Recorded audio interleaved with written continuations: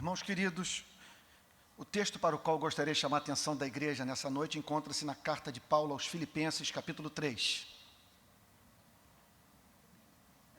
E hoje, inaugurando uma nova fase da minha relação com a igreja Betânia, queria dar um testemunho de cura. Durante 15 anos, eu não podia pregar vendo a igreja e, ao mesmo tempo, lendo as Sagradas Escrituras, no púlpito. Aí procurei um oftalmologista, e ele então viu lá qual era o problema que eu estava enfrentando. Apresentou lá uma prescrição, procurei uma ótica, e estou pela primeira vez usando um óculos multifocal. Eu não sei como que eu não vi isso antes. Resolveu todos os meus problemas, e agora eu posso ver a igreja e posso ler a Bíblia. Que maravilha, né? Filipenses capítulo 3,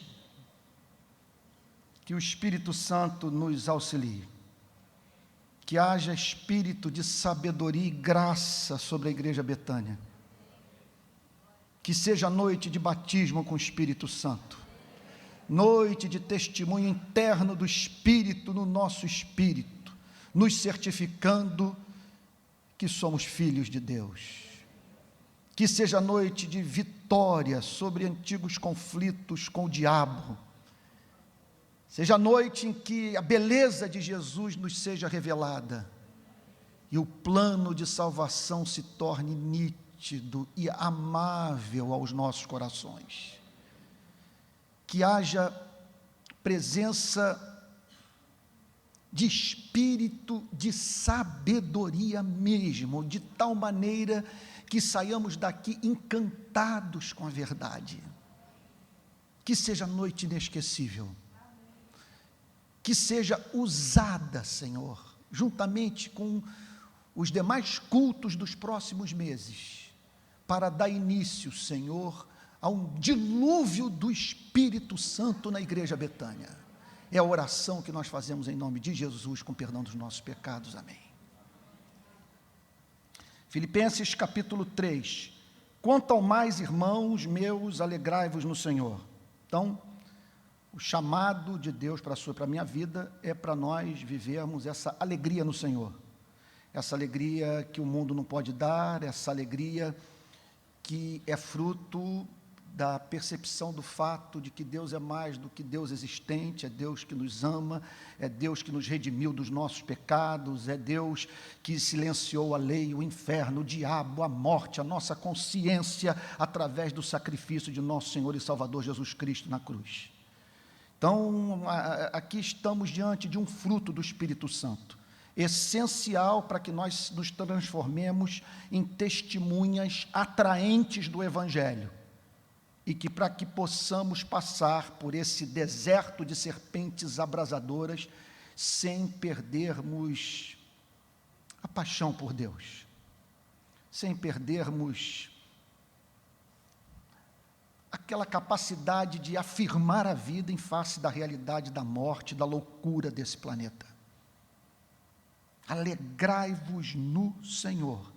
O que significa que é possível, ao examinarmos a nossa relação com Deus, as promessas divinas nas Sagradas Escrituras para a sua e para a minha vida, nós encontrarmos um motivo de alegria.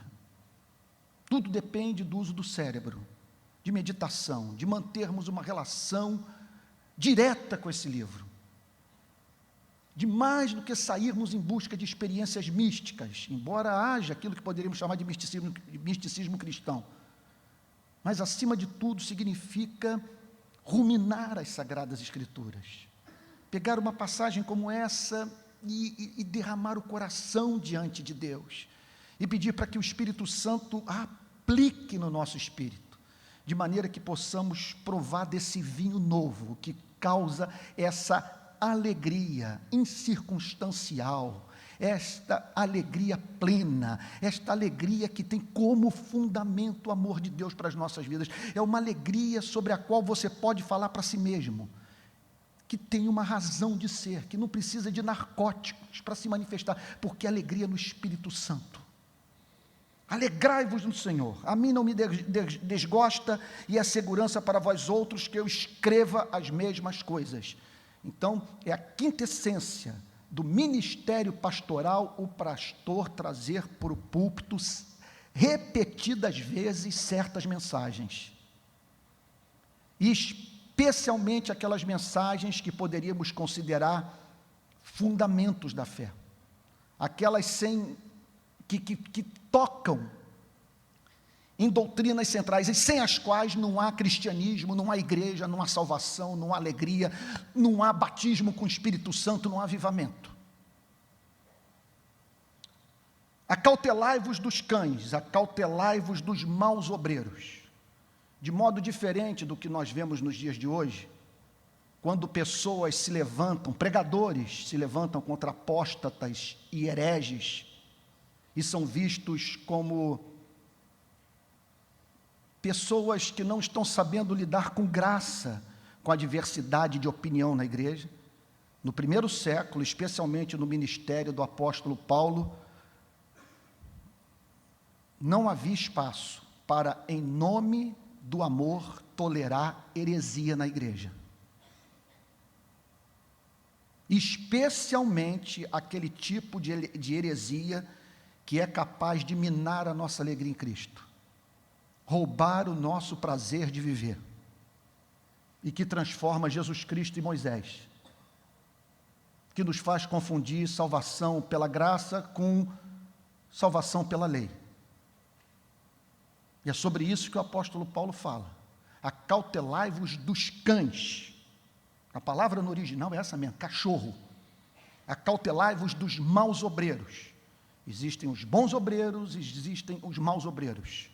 Se você consegue identificar na sua vida a presença de um ministro do evangelho fiel, que vive em santidade, que expõe a palavra de Deus com clareza para você e para a sua família, eu quero lhe dizer que Deus está expressando pela sua vida, pela vida da sua família, de modo concreto o seu amor. É manifestação do amor gracioso de Deus nos depararmos em nossa vida com a presença de um ministro do evangelho de Jesus Cristo que vive em santidade. Agora existem os maus obreiros. E parte da mensagem do Novo Testamento tem como objetivo nos proteger dos maus obreiros, pelo seguinte motivo: há algo que nos une, um ponto em comum entre todos os que se encontram aqui nessa noite. Nós somos religiosos. Nós temos alma religiosa. O que significa? Nós somos um caso perdido para a psicanálise, porque nós não conseguimos viver sem transcendência, nós não conseguimos viver sem proximidade ao sagrado, nós não conseguimos ter paz sem identificarmos o nosso Deus como pastor das nossas vidas. Somos religiosos. O que significa que nós estamos em busca de honra, glória e incorruptibilidade. Nós somos pessoas, portanto, profundamente ambiciosas. O diabo nos oferece o mundo, nos chama para nos prostrarmos diante dele, a fim de que venhamos a herdar o universo, e nós dizemos para ele: embora você não possa entender esse vermezinho de Jacó, carrega no peito o desejo por algo que nem a Via Láctea pode satisfazer. Eu estou em busca de eternidade. Eu estou em busca de uma felicidade que não se teme ser perdida. Eu quero contemplar a referência infinita do que é belo, do que é justo, do que é santo. Ainda que tu pudesses cumprir nessa falsa promessa o que tu dizes, os meus desejos não ficariam satisfeitos, porque nem só de pão viverá o homem, mas de toda a palavra que procede da boca de Deus. Agora, isso é um problema, porque isso faz com que nós nos tornemos expostos aos cães, aos maus obreiros, aos falsos profetas. Agnósticos e ateus não têm esse tipo de problema. eles não vão ouvir esses canalhas, como, por exemplo, o emissário do Papa à Alemanha no século XVI, Tetzel, que levou Martinho Lutero à loucura, que pregava a seguinte mensagem para pessoas agoniadas, com a ideia dos seus parentes estarem sofrendo terrivelmente no purgatório. Assim que a moeda bate no fundo do cofre, a alma é liberada do purgatório. Então existe esse tipo de coisa. E o Evangelho tem como objetivo nos blindar, nos proteger da religião, nos proteger da igreja, nos proteger de bispos, teólogos, padres e pastores. E diria que quanto mais uma igreja é evangélica, quanto mais esse púlpito é identificado com a causa do Evangelho, mais independência a congregação experimenta em relação aos seus pastores. O objetivo dos pastores, até mesmo, de certa forma, é proteger a igreja deles próprios, porque eu posso enlouquecer, eu posso falar asneira, posso me desviar da verdade em meu ensino. Por isso, essa injunção: acautelai-vos dos cães, acautelai-vos dos maus obreiros, acautelai-vos da falsa circuncisão. O que significa, portanto, que existe uma verdadeira circuncisão, existe uma falsa circuncisão. Para toda obra do Espírito Santo existe uma falsificação de Satanás. Nesse sentido, existe uma verdadeira circuncisão, existe uma falsa circuncisão. Existe uma autêntica relação com Cristo, existe uma falsa relação com Cristo. Existe uma verdadeira experiência de selagem do Espírito Santo, existe uma falsa experiência de selagem com o Espírito Santo. Existe uma verdadeira alegria no Espírito Santo, existe uma falsa alegria no Espírito Santo. Existe uma verdadeira certeza de salvação, existe uma falsa certeza de salvação. Nessa passagem, o apóstolo Paulo está preocupado com uma pregação que já se fazia presente no primeiro século e que estava roubando a alegria dos cristãos. Por isso nós o encontramos furioso. Acautelai-vos dos cães, acautelai-vos dos maus obreiros. Eles estão usando o nome de Cristo para ensinar o oposto que Cristo ensinava, e isso tem trazido dor, tem trazido tristeza, perturbação para a vida da igreja. Nós não podemos, portanto, em nome do sonho da unidade, negociar a verdade. E aquela velha história do encontro de Martin Lloyd Jones com Billy Graham. Billy Graham convida para ser o chairman do Congresso de Berlim em 1966. Martin Lloyd Jones fez 2 pedidos a ele. Havia 2 condições básicas, fundamentais para que ele pudesse participar do Congresso. Número 1, que Billy Graham parasse de fazer os apelos para conversão. Martin Lloyd Jones achava que os termos daqueles apelos eram muito superficiais e provavam e levavam as pessoas a uma falsa experiência de conversão. Elas levantavam as mãos numa campanha, vinham à frente, e pastores as levavam a crer que elas estavam salvas, sem darem muitas vezes evidência de novo nascimento. Martin Lloyd Jones achava isso um perigo.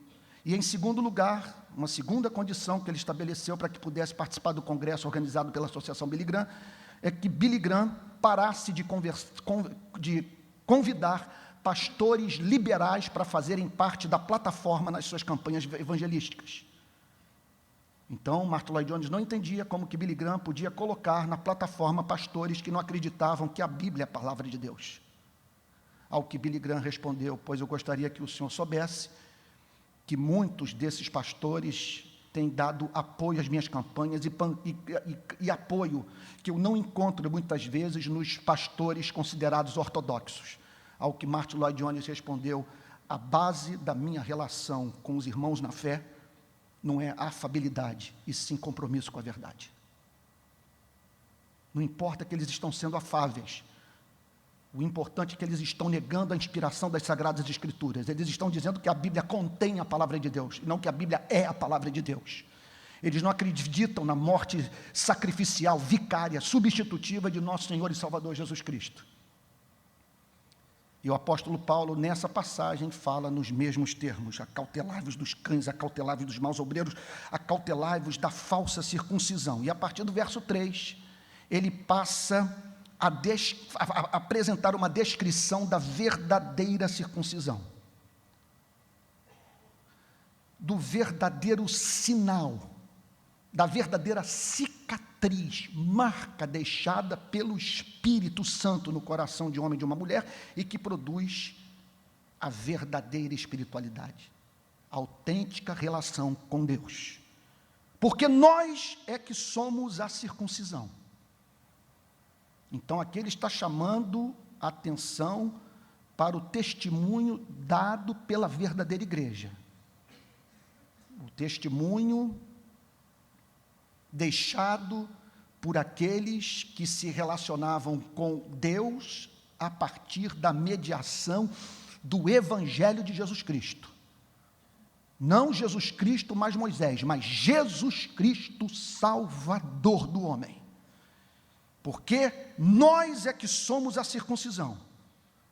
Então, para o bem-estar da igreja, uma descrição da espécie de relação com Deus que causa alegria, a verdadeira alegria, que proporciona aquela blindagem da alma, que impede os maus obreiros de terem acesso ao nosso coração, bem como o diabo e a lei. Porque nós é que somos a circuncisão, nós que adoramos a Deus no Espírito. Então, a verdadeira circuncisão, o verdadeiro sinal do novo nascimento, é a adoração a Deus em espírito. É no Espírito Santo, movido pelo Espírito Santo, a partir da obra de regeneração do Espírito Santo, por força da iluminação do Espírito Santo, você contemplar a beleza de Deus e o adorá-lo na sua formosura.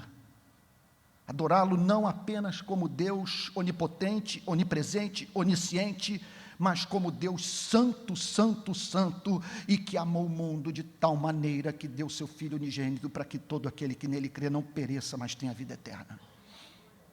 E nos gloriamos em Cristo Jesus. Essa é uma outra característica da verdadeira circuncisão, da verdadeira experiência de novo nascimento, da espiritualidade autêntica. É alegria em Jesus Cristo, gozo em Jesus Cristo, felicidade em Jesus Cristo. E nos gloriamos em Cristo Jesus, e aqui então ele afunila. E a partir desse ponto ele trata de desmascarar a falsa circuncisão, a salvação pela lei, a salvação através da obediência a Cristo, a salvação que se procura alcançar através da prática do amor.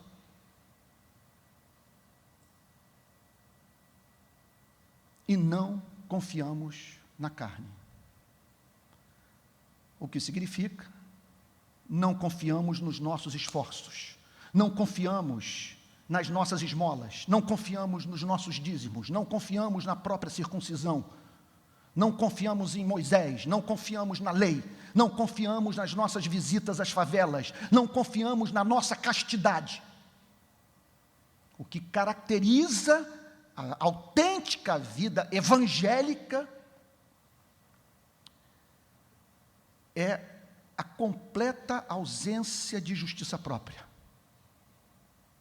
Não confiar na carne, que significa você se recusar a se apresentar a Deus com seu histórico de boas obras, a fim de comprar o amor divino. Você não confia no seu desempenho, você até mesmo desconfia das suas boas obras, por vê-las manchadas por vaidade, por motivações pecaminosas,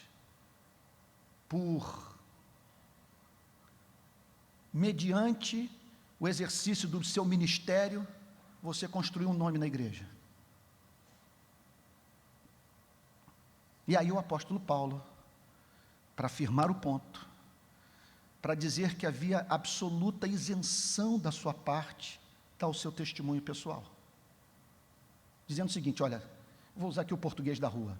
Se alguém aqui, em condição de tirar onda, de basear a sua salvação em performance, em desempenho, em obediência à lei, esse alguém sou eu. E não há nenhum outro que possa se comparar a mim. Não há ninguém com mais motivos para confiar na carne do que eu. E aí ele apresenta o seu currículo. Bem que eu poderia também confiar na carne.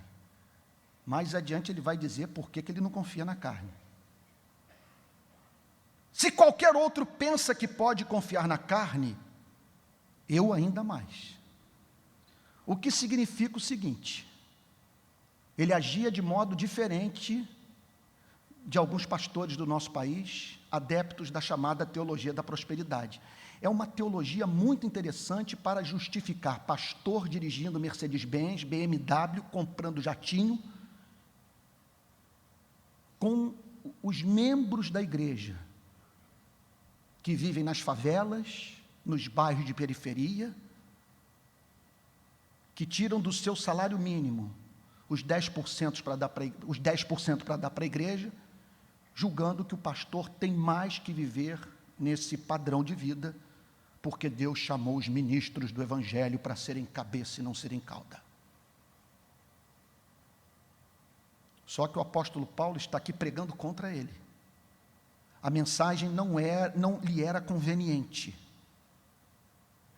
A mensagem o levava a abrir mão daquilo que poderia ser usado por ele para ter uma ascendência sobre as pessoas. Ele abre mão disso. E olha o relato. Circuncidado ao 8º dia. O que significa o seguinte: tendo vivido uma vida de conformidade às leis cerimoniais judaicas. Filho de crentes, filho de judeus, da linhagem de Israel, ou seja, alguém que tinha o DNA de Abraão, o grande patriarca. E não apenas isso, ele havia nascido de pais que eram membros da tribo de Benjamim, que fazia parte das 2 tribos do sul que não haviam entrado em processo de miscigenação, ou seja, que mantiveram a pureza sanguínea, que não se misturaram com as demais nações do Oriente Médio, da bacia do Mediterrâneo.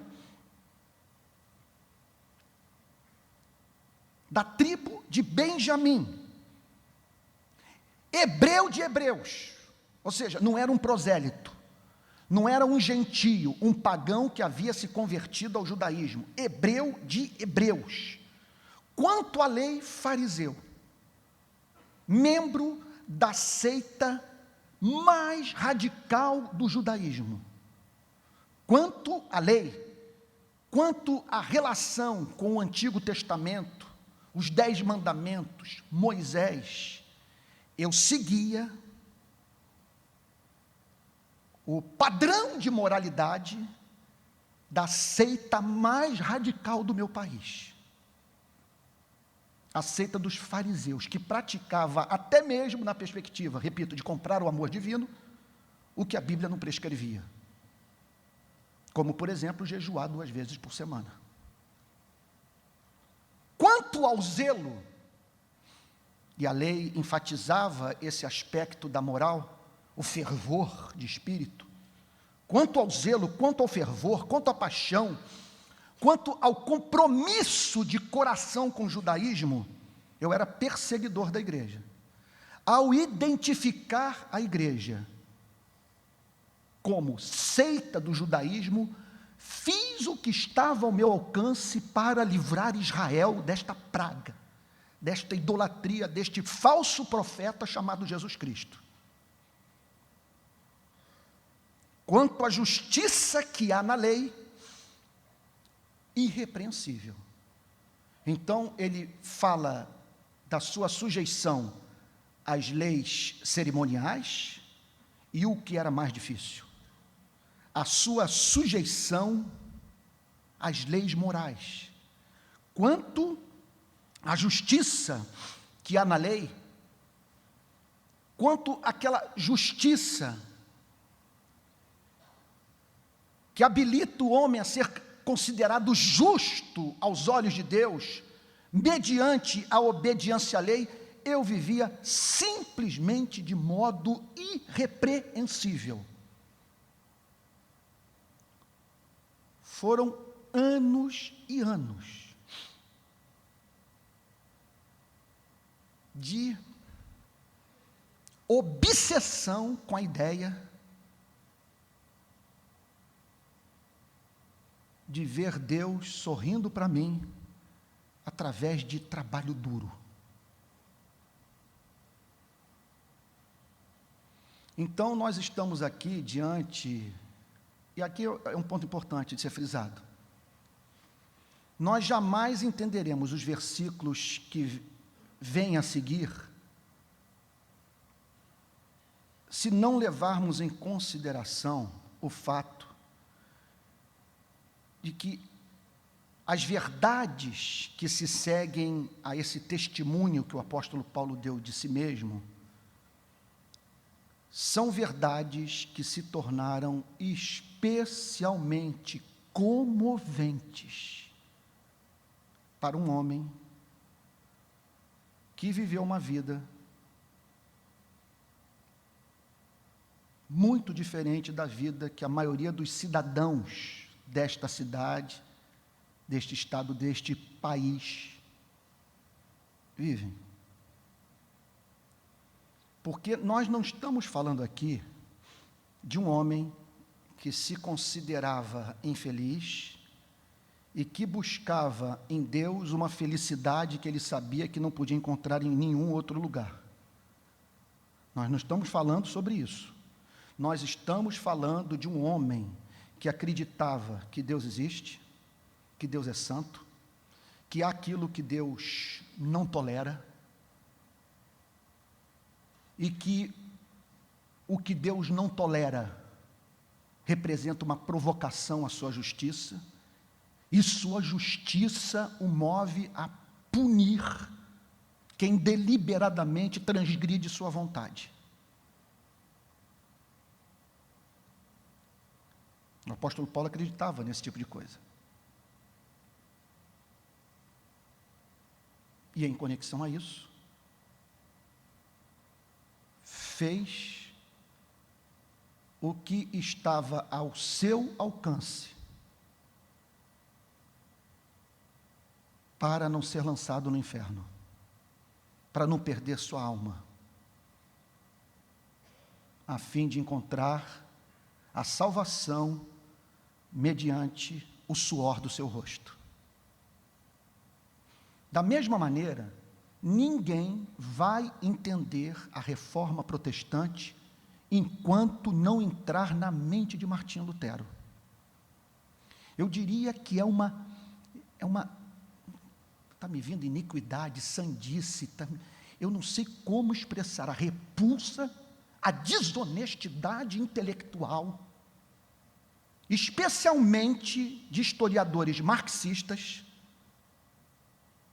que têm a tendência de ver os valores da religião, da fé, as transformações pelas quais a igreja passa, como tão somente subproduto de relações econômicas. No caso da reforma protestante, você pode considerar as causas econômicas, sociais, filosóficas, a presença do humanismo, o sonho do retorno às fontes, aos originais do hebraico, do grego, mas não podemos nos esquecer jamais que a reforma protestante foi subproduto do desespero mental de Martinho Lutero, das agonias que ele viveu no mosteiro, 2 horas diárias no confessionário, jejuns, vigílias.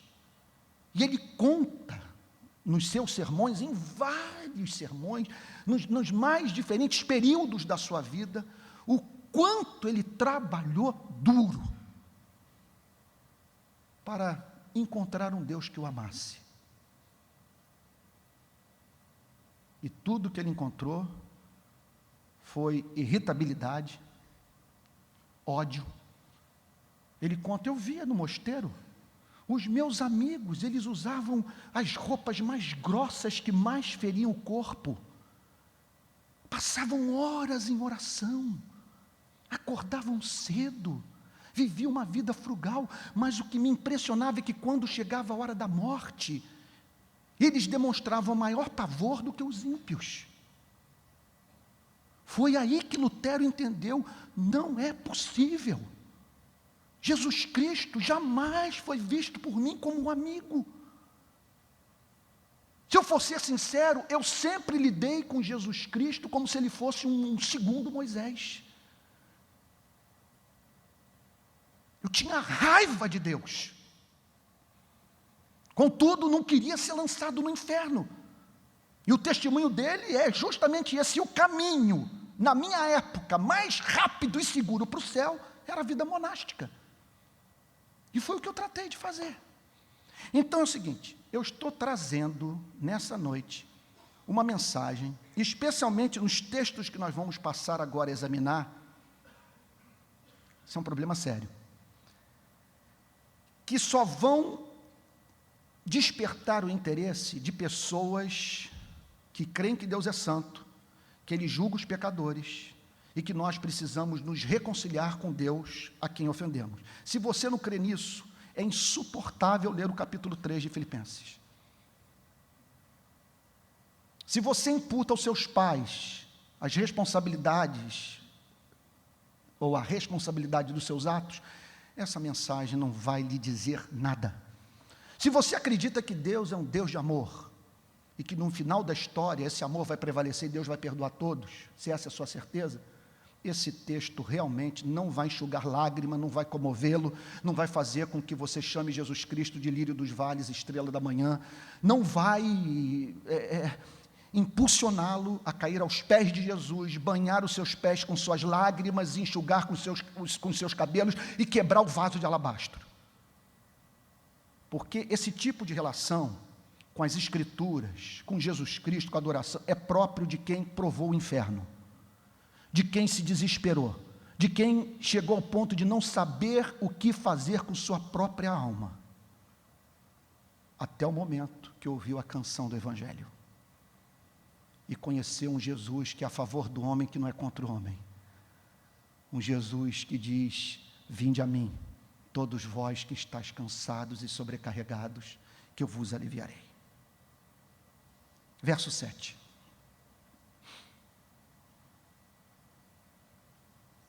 Mas o que para mim era lucro, o que significa essa linguagem? O que para mim era conveniente, o que para mim me era socialmente interessante, que me fazia ter uma ascensão sobre os da minha geração, fariseu, cumpridor da lei, da tribo de Benjamim, da descendência de Abraão, circuncidado no 8º dia, conhecedor da Torá, o que poderia fazer com que eu me sentisse superior às pessoas e usasse disso para manipulá-las e usar a religião para enriquecer. E não apenas isso, o que eu poderia considerar como crédito, a fim de comprar a salvação, olha o que ele diz, o que para mim era lucro, eu considerei perda. O que significa o seguinte, que de certa forma, quando ele olhou para o judaísmo, Benjamim, Abraão, Moisés, circuncisão, templos, sacrifícios, todos, a guarda dos dias, ele diz o seguinte, tudo isso se tornou um problema para a minha vida, algo profundamente prejudicial, a maior tentação de toda a minha existência, pois fez com que eu desenvolvesse a atitude de coração que Deus mais abomina.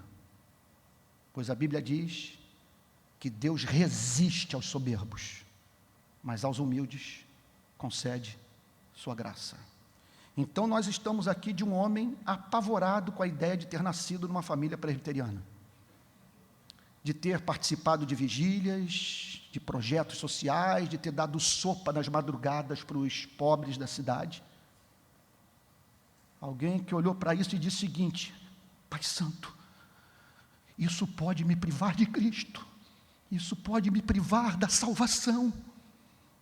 Foi a mesma conclusão que Lutero chegou, quando ele viu toda aquela performance no monastério como algo profundamente prejudicial para a sua relação com Deus.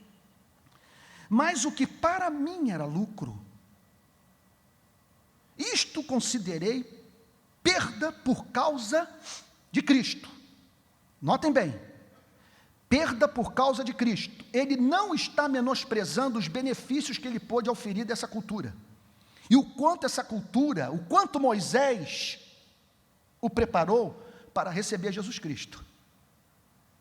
O que ele está dizendo é o seguinte, que todo esse histórico de desempenho lhe era prejudicial sob um aspecto, uma perspectiva, um determinado ângulo. Era alguma coisa que o privava do Messias, o privava de se relacionar com Cristo, de ser acolhido com Cristo, de ser redimido por Cristo, de ser salvo por Cristo, de ser adotado na família de Deus pelo Pai através do sacrifício de Cristo. E aí agora, nós entramos no coração da Bíblia, no coração da reforma protestante. E eu ouso dizer, ninguém jamais virá ao púlpito dessa igreja para pregar uma mensagem mais importante do que eu estou pregando agora. Certamente, vocês verão os pastores dessa igreja pregarem com mais excelência. Mas escolher um tema mais importante do que esse, jamais. Aqui é o coração da Bíblia. Aqui nós estamos diante do Evangelho, o que distingue cristianismo de todas as demais religiões. Se você não entender o capítulo 3, você jamais entenderá o cristianismo. Verso 8. Sim, deveras considero tudo, cada ato per si, tudo junto, considero tudo como prejuízo, essa é a palavra no grego, como perda, como algo danoso para a minha alma, e por causa da sublimidade do conhecimento de Cristo, por causa da excelência do conhecimento de Cristo, por causa do contato com a majestade de Cristo. O que ele está dizendo é o seguinte, preste atenção, ninguém recebe Jesus Cristo com as mãos cheias de boas obras.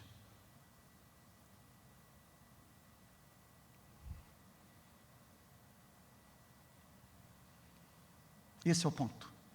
Considerei tudo como perda, como prejuízo, por causa da sublimidade do conhecimento de Cristo. É por isso que o Senhor Jesus, alguns anos antes, havia dito, as meretrizes precedem os teólogos no reino dos céus. Por qual motivo? Não há nada que mais possa nos afastar de Jesus Cristo do que desempenho religioso. Especialmente quando a mão direita sabe o que faz a esquerda. Quando você tem consciência dos seus atos. E usa isso para botar Deus na parede e forçá-lo a ouvir sua oração. E não é à toa que você anda tão ressentido por aí. Não há ninguém mais ressentido, mais refratário à crítica e mais exposto à repressão do chamado mundo inconsciente do que aquele que não provou do perdão de pecados em nosso Senhor e Salvador Jesus Cristo. Sim, deveras considero tudo como perda por causa da sublimidade do conhecimento de Cristo, o meu Senhor, o dono da minha vida, aquele com quem eu casei, olha a heresia, depois de me ter divorciado da senhora lei, por amor do qual, aqui é a linguagem da mulher pecadora que entrou na casa do fariseu e quebrou o vaso de alabastro com unguento. Só que, nesse ponto, é essa paixão experimentada por um homem, por amor do qual eu quebrei o meu vaso de alabastro, por amor do qual perdi todas as coisas, por amor do qual eu rompi com sinagoga, eu rompi com templo, eu rompi com as tradições judaicas, eu me tornei odiado pelos meus compatriotas. Só existe uma explicação para essa linguagem. Ele encontrou em Jesus Cristo o que não encontrou em Moisés. Ele encontrou em Jesus Cristo o que não encontrou na sinagoga. Ele encontrou em Jesus Cristo o que não encontrou no templo. Ele encontrou em Jesus Cristo o que não encontrou na lei. Isso é a linguagem de um apaixonado. Isso é a linguagem de alguém que teve o seu ser pacificado. Isso é a linguagem de quem encontrou suavidade de alma e doçura em Jesus Cristo.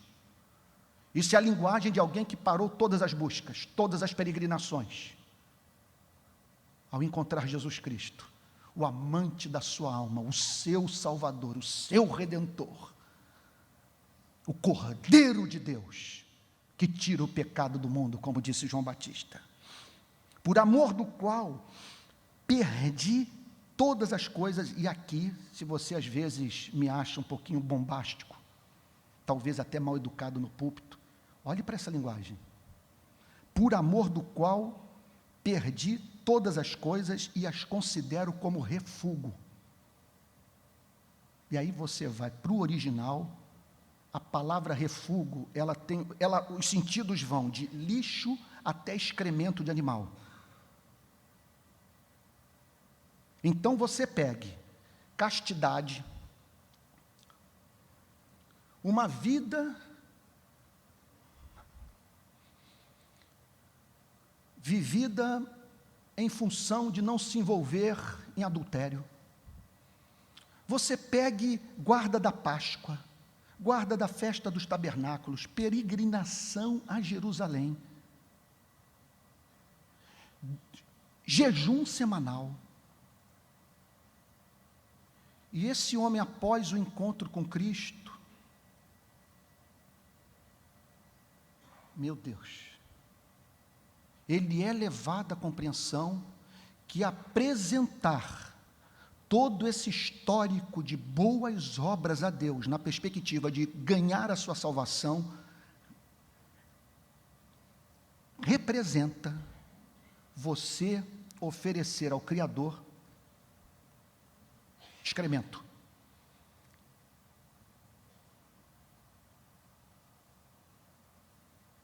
O que significa o seguinte, olha aí, evangelho puro. Esse é o evangelho de Philippe Melanchthon, o evangelho de Lutero, o evangelho de João Calvino, de Jonathan Edwards, John Stott, Martin Lloyd Jones. Esse é o evangelho de Pedro, Paulo, Tiago, João, dos apóstolos. Veja só, a grande oferta que você tem a apresentar a Deus, a fim de aplacar a ira divina e ganhar e ganhar a sua salvação, chama-se Jesus Cristo. Vou mais longe, sem fé, até as suas boas obras são uma provocação à santidade divina. Sem fé, até o bem que você faz, o pobre que você veste, é uma abominação a Deus. Uma vida como essa poderia ser comparada à vida de uma mulher que se encontra em adultério e que, contudo, cozinha muito bem para o seu marido. O básico da sua relação com Deus está equivocado. E por quê? Porque você acredita que é capaz de satisfazer as demandas de um Deus santo, vindicar a sua justiça com suas boas obras manchadas pelo pecado, pela vaidade, pelo egoísmo. Por isso que Hebreus 11:6 diz: porque sem fé é impossível o homem agradar a Deus. Porquanto importa que aquele que se aproxima de Deus creia que Ele existe e que se torna galardoador daqueles que o buscam. Portanto, o primeiro passo que você tem que dar na direção de Deus é oferecer a Ele a oferta que Ele ofereceu a você, Jesus Cristo. Esse é o sentido do versículo 8. E as considero como refúgio para ganhar a Cristo. Ou seja, considero como lixo. Meu Pai, que o Espírito Santo abra o nosso entendimento agora. Se isso entrar na nossa cabeça, nós estaremos abrindo espaço para essa igreja ser batizada com o Espírito Santo. Qualquer estudo de história do protestantismo mostra que sempre que essas doutrinas foram compreendidas pela igreja, o fogo do Espírito caiu. O que ele está dizendo é o seguinte: ele olhou para Benjamim, olhou para Abraão, olhou para Moisés, olhou para os jejuns, olhou para as vigílias, olhou para as esmolas e disse o seguinte: isso é excremento. Só tem uma oferta que pode satisfazer a Deus, Jesus Cristo. Para ganhar a Cristo. E aí, verso 9. Eu amo o apóstolo Paulo porque é raciocínio lógico, é pensamento levando a pensamento. E depois, e o verso 9, a amarração, eu vou parar no verso 9. E a amarração que ele faz no verso 9, você não tem mais para onde correr. Olha o que ele diz: e ser achado nele. O que significa ser achado nele? E ser encontrado em Cristo. Esse é o sentido, me relacionando com Cristo, em comunhão com Cristo, amando a Cristo, envolvido com Cristo. E ser encontrado nele, ser visto nele. Ser batizado nele. E participar do sacramento na ceia, na presença dele. E ser achado nele, não tendo justiça própria. O que é a justiça própria? Essa fieira de desempenho religioso apresentado pelo apóstolo Paulo. É alguma coisa que faz com que você se considere justo. Olha, não há ninguém mais infeliz do que essa criatura. Porque se você se considera justo, não há mínima dúvida que você vai odiar ser repreendido. Se você se considera justo, não há mínima dúvida que você vai odiar aquele tratamento aparentemente desalmado da providência divina, quando Deus o priva de bênçãos que são legítimas. Quando você se vê como um pecador, batendo no peito, dizendo: "Se propício a mim, pecador", não há o que exigir, não há o que cobrar, não há o que reivindicar, exceto se lançar nesse oceano de amor, nesse Salvador que diz para você, que não sabe o que fazer com sua própria vida: "Vinde a mim, todos vós que estáis cansados e sobrecarregados, que eu vos aliviarei." E ser achado nele, não tendo justiça própria. Então, observem que nós não somos salvos pelo amor, nós não somos salvos pelo exercício da misericórdia, nós não somos salvos também pela prática da paciência, da longanimidade. E ser achado nele não tendo justiça própria. O que eu tenho? A boca que come o pão, a boca que bebe do sangue, o olho que vê a serpente e que prova da cura, do veneno da cobra que me picou.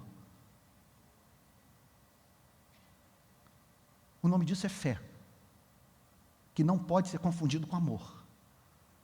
Aqui é a consciência em agonia, que não ousa pensar em imitar a Cristo para ser salvo. Aqui é uma consciência em agonia que encontrou em Jesus Cristo um Salvador. Olha o caso da mulher pega em adultério.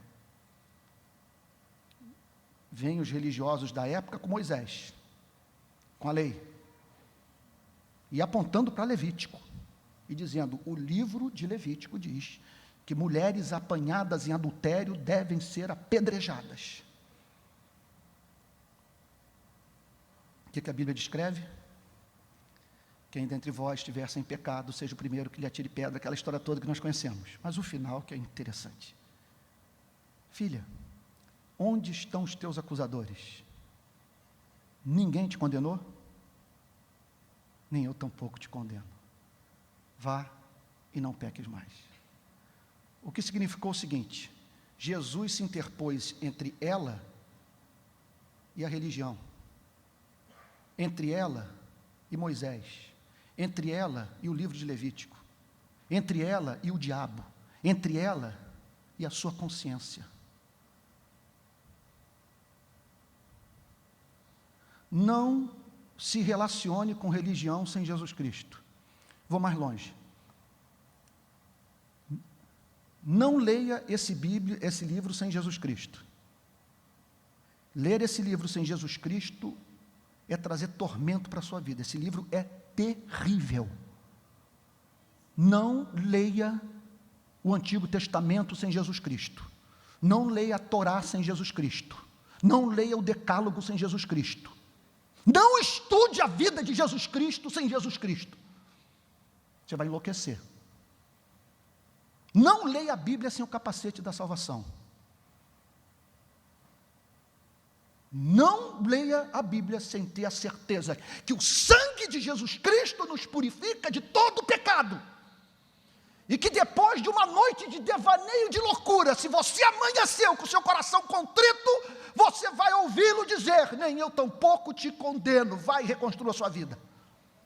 Esse é o Jesus da Bíblia, por isso que o Bach chamou a sua canção de Jesus, a alegria dos homens. Por isso que houve festa quando ele nasceu, porque o seu nascimento não representou o nascimento de um outro Moisés. E mais terrível ainda, porque ele cobra do homem o que Moisés não cobrou. Amar inimigo, amar os pagãos, dar o outro lado para quem te deu um bofete no rosto, caminhar a segunda milha. Então nós temos o Jesus exemplo e o Jesus Salvador. Se você esperar ser salvo pelo Jesus exemplo, pelo Jesus que você tem que imitar, você caiu em Moisés, caiu na lei, e esqueça batismo com o Espírito Santo, esqueça a alegria no Espírito Santo, e não vou me surpreender se encontrar por aí com toque, com transtorno obsessivo compulsivo, alucinado e vendo um lugar como esse como o tormento da sua vida. Primeiro você conhece Jesus Cristo, prova dessa suavidade, dessa doçura, e não deixa a lei acender a consciência, só Jesus Cristo. Você está casado com Cristo. A lei não pode dizer que você está em adultério, porque ela morreu. Você não está mais casado com ela, você está casado com Jesus Cristo. O que ela funciona agora é como bússola para você saber como responder a esse amor através de uma obediência grata, mas não para ser salvo. E ser achado nele, não tendo justiça própria, que procede do quê? Que procede dos 10 mandamentos, que procede de Moisés, que procede do mandamento de amar ao próximo como a si mesmo.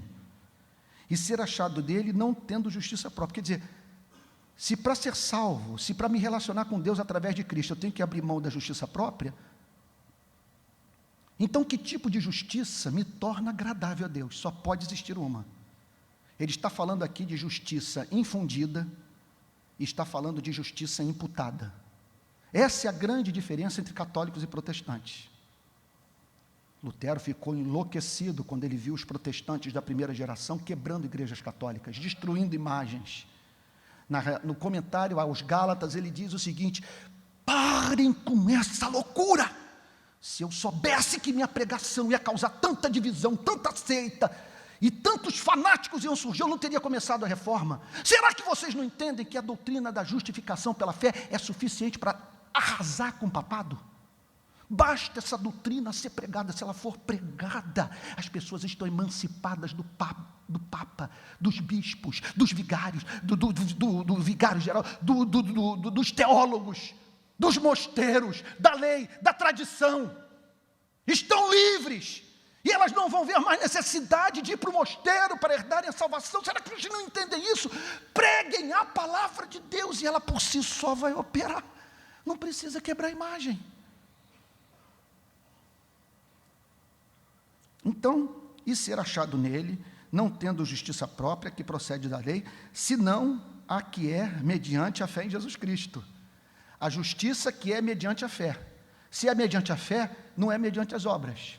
Se é uma justiça que eu recebo pela fé, essa justiça não é conquista minha, não é fruto das visitas que eu fiz à favela do Jacarezinho.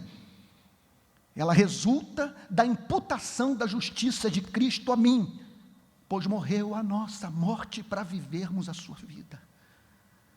Morreu no nosso lugar. E aí Paulo conclui o versículo 9 dizendo: e ser achado nele, não tendo justiça própria que procede de lei, senão a que é mediante a fé em Cristo. A justiça que procede, que é comunicada, que é doada, que é imputada por Deus, baseada em quê? Em amor? Não. O amor vem depois. O amor é o principal fruto desta salvação. Mas aqui, com a consciência aterrorizada, com o diabo fustigando o pecador, que se encontra em agonia, querendo se livrar da perdição eterna, do inferno. Aqui não. Aqui é o Jesus Salvador a ser recebido pela fé. Aqui é comer do pão, beber do cálice, se apropriar dessa redenção que há em Cristo. Portanto, a que conclusão que nós chegamos? Existe a falsa circuncisão, existe a verdadeira circuncisão. Existe, portanto, o verdadeiro sinal da salvação, o falso sinal da salvação. A verdadeira cicatriz deixada pelo Espírito e a falsa marca produzida pelo homem. O que caracteriza a verdadeira circuncisão? O que é cortado? Quais são as impressões desse corte, dessa navalha que o Espírito Santo passa no regenerado?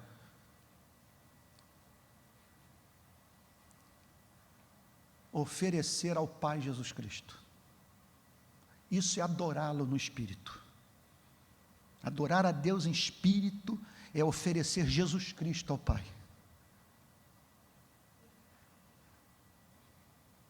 E aí, se essa doutrina entrar na sua mente, o que acontecerá?